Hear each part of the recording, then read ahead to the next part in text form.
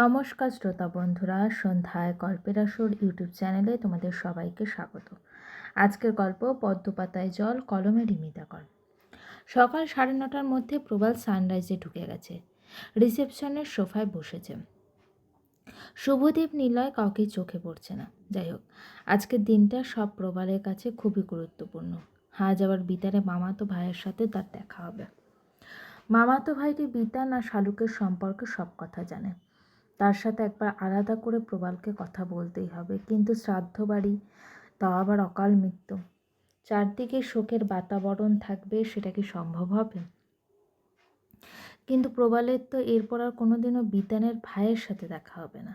শিলিগুড়িতে বিতানে বৃদ্ধ অসুস্থ বাবার কাছে প্রবাল যেতেই পারে, কিন্তু তার থেকে এসব জানা তো কোনো মতেই সম্ভব না। তাছাড়া সেখানে যে কেউ তাকে শালুকের স্বামী বলে চিনে নিতেই পারে। সুতরাং আজকেই তাকে যা করার করতে হবে, তবে সাবধানে। সে যে শালুকের স্বামী এ কথা কোনো মতে প্রকাশ করা চলবে না। এটা জানলে ভয়ানক বিরূপ প্রতিক্রিয়া হতে পারে। শালুকের প্রতি ছেলেটার রাগ সেদিনই বিতান দেখেছে। গালে হাত দিয়ে কী ভাবছেন স্যার? প্রবাল অন্যমনস্ক ছিল। ঘাড় ফিরিয়ে দেখল শুভদীপ এসে গেছে, হাতের হেলমেট ওপরের তাকে রাখছে। আলগোছে প্রবাল বলল, এত দেরি হলো? মৃদু হাসল শুভদীপ। আপনি তাড়াতাড়ি এসেছেন, জাস্ট 10টা। তবে ভালো হয়েছে আপনি এসে গেছেন, বাকিরাও চলে এসেছে। 10 মিনিটের মধ্যেই বেরোবো। কী যেন ভেবে শুভদীপকে ডাকলো প্রবাল। শুভদীপ, আমার কিন্তু মালা মিষ্টি কেনা হয়নি, রাস্তায় কোথাও একটু গাড়ি দাঁড় করি। লাগবে না স্যার, গাড়িতে দেখলাম মিস্টার বাজাজ রজনীগন্ধার বিশাল মালা স্টিক পাঠিয়ে দিয়েছে, সাথে প্রচুর মিষ্টি। আপনি তো আমাদের তরফ মানে সানরাইজের পক্ষ থেকে যাচ্ছেন, আলাদা করে নেওয়ার দরকার নেই, আপনি বসুন, আমি আসছি। প্রবালে আজ নিজের ফ্ল্যাটে ঘুরে আসতেও ইচ্ছে করছে না। একতলা থেকে লিফটে 4তলায় উঠতে আলসেমি লাগছে। পুরো ঘটনাটা যেন ফ্ল্যাট সাজানোর উৎসাহে কয়েক গ্যালন জল ঢেলে দিয়েছে। গৃহপ্রবেশের আর 1 মাস বাকি নেই, নিমন্ত্রণ বাকি, মাঝখানে পুজো, ক্যাটারিং পর্যন্ত বলা হয়নি, কিন্তু এখন তো সবই ভাসমান। প্রবাল কার সাথে এসব নিয়ে কথা বলবে? শালুকের সাথে দুদিন তার কথা নেই। এদিকে বাবা তার সঙ্গে কথা বলা বন্ধ করে দিয়েছেন। জীবনের প্রতিটা মুহূর্ত কতটা যে অনিশ্চিত, সেটা যেন আজ প্রবাল জীবন দিয়ে অনুভব করছে। স্যার চলুন, আমি নিলয়, অনিলবাবু আর আপনি যাচ্ছি। নিলয়কে তা চেনেন, আর ইনি হলেন অনিলবাবু, সানরাইজের বেলঘড়িয়ার অফিসে বসেন, এখানে আর কি মাঝে সাঝে আসেন আর কি। উঠে দাঁড়িয়ে হাত তুলে নমস্কার জানালো প্রবাল। মধ্যবয়সী অনিলবাবু হাসলেন, প্রবালের দিকে তাকিয়ে বললেন, চলুন যাওয়া যাক।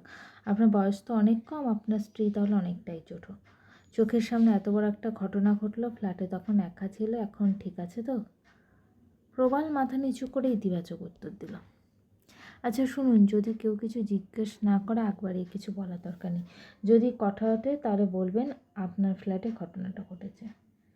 কিন্তু বিতানের মামাতো ভাই আমাকে চেনে, হসপিটালে দেখেছে, বাকিরা তো চেনে না। আসলে এসব খুব স্পর্শকাতর বিষয় তো। বিতানে মাসি পিসিরা থাকতে পারেন, তারা আপনাকে ঠিক কী ঘটেছিল নানা রকম কথা জিজ্ঞেস করতে পারেন, কান্নাকাটি করতে পারেন।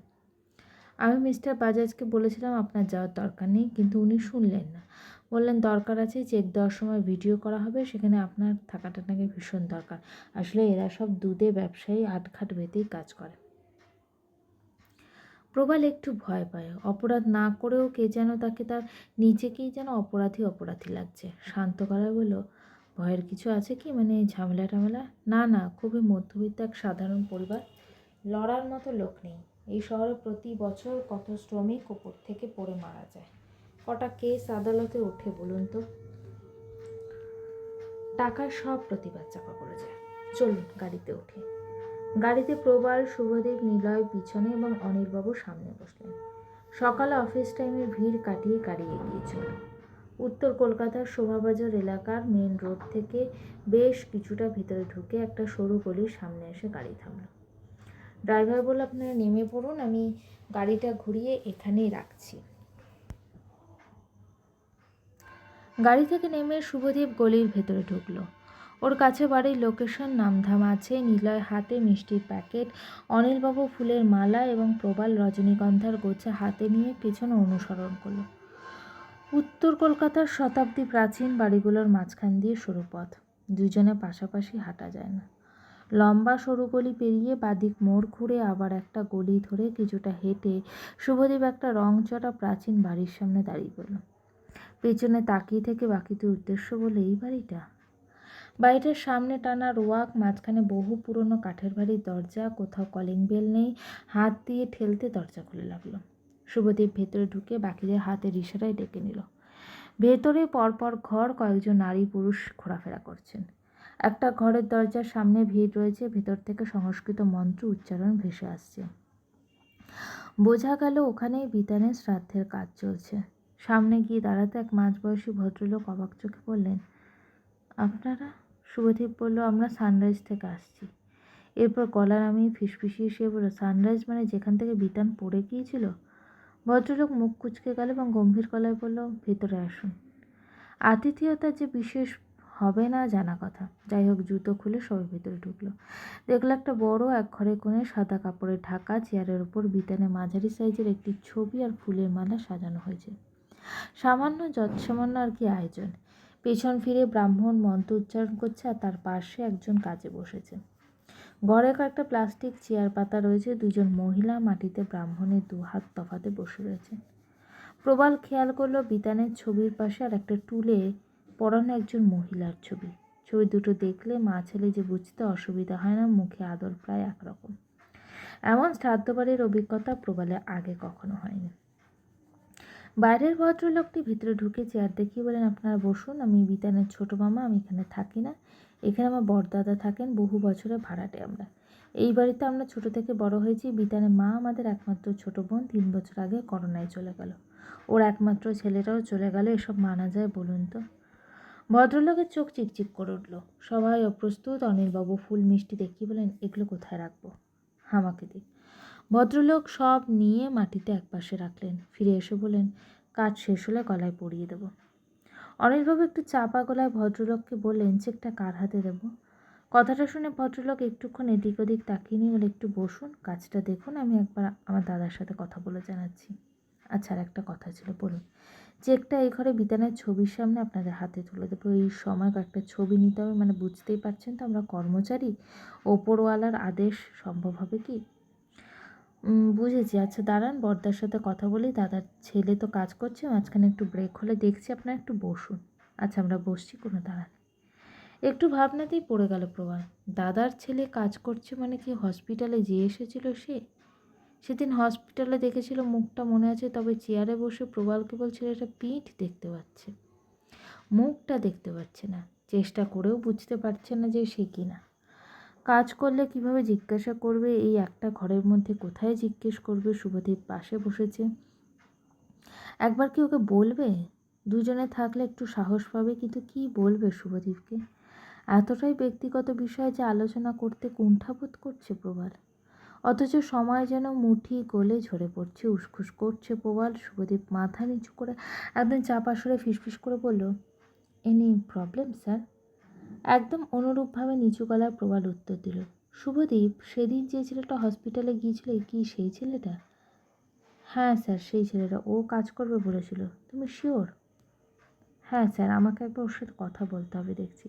প্রায় 15 মিনিট পরে ব্রাহ্মণ মন্ত্র থামালেন। ছেলেটিকে উদ্দেশ্য করে বলেন, এখনকার মতো তোমার কাজ শেষ, চা খেয়ে প্রেতযজ্ঞে বসবো, তখন তোমাকে লাগবে না, কিন্তু তারপর পিণ্ডদানে তোমাকে অনেকক্ষণ বসতে হবে। তাহলে এখন উঠি? ছেলেটি উঠে পিছন ফিরে সানরাইজের লোকজনদের দেখে বলল, আপনারা কতক্ষণ হলো এসেছেন? বেশিক্ষণ নয়। আসতে অসুবিধা হয়নি তো? না না, লোকেশন দেখে চলে এসেছি। শুভদীপ দাঁড়িয়ে বলল। ছেলেটির কানের কাছে মুখ নিয়ে বলল, চেকের ব্যাপারটা তোমার ছোট কাকাকে বলেছি। একটা ভিডিও তুলতে হবে, তোমার বাবা, কাকা এবং তুমি 3 জন থাকলে খুব ভালো হয়। এই ঘরে ছবির সামনে নেব। সেটা ব্যস্ত হলো, তাহলে তখনই করতে হবে। এরপর যজ্ঞ শুরু হবে। আচ্ছা, আমি বাবার ছোটকাকে ডেকে আনছি। দ্রুত পায়ে ছেলেটা ভেতরে চলে গেল। প্রবাল ভেতরে ভেতরে ছটফট করছে। ছেলেটাকে একা পাওয়ার চান্স খুব কম। মনে মনে ঠাকুরের কাছে প্রার্থনা করল, প্রবাল, হে ভগবান, একটি সুযোগ করে দাও, সব সত্য সামনে আসুক। এই অসহ্য টানাপোড়েন যে আর নেওয়া যাচ্ছে না। কয়েক মিনিটের মধ্যে ছেলেটি তার বাবা, কাকা এবং 2 জনকে নিয়ে উপস্থিত হলো। বাবা বয়স্ক, দেখেই বোঝা যাচ্ছে বেশ ভেঙে পড়েছেন, কথা বলার মতো অবস্থায় নেই। ছেলেটির দুই বন্ধুর সঙ্গে রয়েছে, তারাই ঠাকুর মশাইকে চেয়ারে বসিয়ে জিনিসপত্র সরিয়ে জায়গা করে দিল। তারপর বিতানের ছবিটা মাঝখানে রেখে সকলকে এক ফ্রেমে দাঁড় করলো। অনিলবাবু মোবাইলে ভিডিও তোলা হলো, স্টিল ফটো হলো। সানরাইজের 4 জন একসাথে 5 লাখ টাকার চেক বিতানের দুই মামার হাতে তুলে দিলেন। চেকটা অবশ্য বিতানের বাবার নামে দেওয়া হয়েছে। এইসব হবার পর ছেলেটি এগিয়ে এলো। আপনারা কিন্তু খেয়ে যাবেন, সামান্য আয়োজন আর 8 ঘন্টার মধ্যেই হয়ে যাবে। অনিলবাবু ছেলেটির গায়ে হাত রাখেন। শোনো, বিতানের থেকে বয়সে কয়েক বছরের ছোট আমার ছেলে আছে। আমি কি এখানে খেতে পারি? তুমি বলো, এই ঘটনার পর কি খাওয়া যায়? আমরা কেউ কিছু খেতে পারবো না। বিতানের বাবার জন্য খুব খারাপ লাগছে, কাছাকাছি থাকলে আমরা নিশ্চয়ই ওনার কাছে যেতাম, কিন্তু শিলিগুড়ি এতটাই দূর যে যাওয়া সম্ভব নয়। একটা করে মিষ্টি অন্তত খেয়ে যান। মা বলে খালি মুখে গেলে আত্মা শান্তি পায় না। আচ্ছা তাই দাও, আমরা একটা করে মিষ্টি খেয়েই জল খাই। পুরো ব্যাপারটা নির্বিঘ্নে শান্তিপূর্ণভাবে হয়ে গেল। সানরাইজের সবাই মনে মনে খুশি। তাদের বস ঠিক যেমনটা চেয়েছে সেইভাবেই সবটা হয়েছে। ছবি ভিডিও সব ঠিকঠাক তোলা হয়েছে। প্রবালের বিষয়ে কেউ কোনো প্রশ্ন করেনি, কিন্তু প্রবালের গুরুত্বপূর্ণ কাজটা কিছুই হলো না। শুধু যখন সবাই বেরিয়ে আসছে তখন বিতানের ভাই সঙ্গে সঙ্গে গলি পর্যন্ত এসেছিল। বিতান তখন এক ফাঁকে তাকে বলেছে, তোমার সাথে না আমার একটা কথা আছে। বলুন না। এখন নয়, তোমার তো তাড়া আছে, যদি ফোন করে অসুবিধা হবে। কী ব্যাপারে বলুন তো? না আমার বাড়ি তো শিলিগুড়িতে, ওই বিষয়ে একটা কথা ছিল। আজ রাতে ফোন করবো? 10টার পরে করুন। আমার ফোন নাম্বার জানেন? শুভদীপের কাছে আছে, নিয়ে নেব। আচ্ছা, ফোন করবেন, কোনো অসুবিধা নেই। গাড়িতে উঠে প্রবাল ঘড়ি দেখলো দুপুর 2টো, আরও 8 ঘন্টা পর ফোন করবে। আরও কয়েক ঘন্টা সে অদৃশ্য বৃত্তের ভেতরে ছটফট করতে হবে। গল্পটি কেমন লাগলো অবশ্যই আমাকে কমেন্ট করে জানিও। আর আমার চ্যানেলে গল্পগুলো যদি তোমাদের ভালো লেগে থাকে, চ্যানেলটিকে সাবস্ক্রাইব করে পাশে থাকো।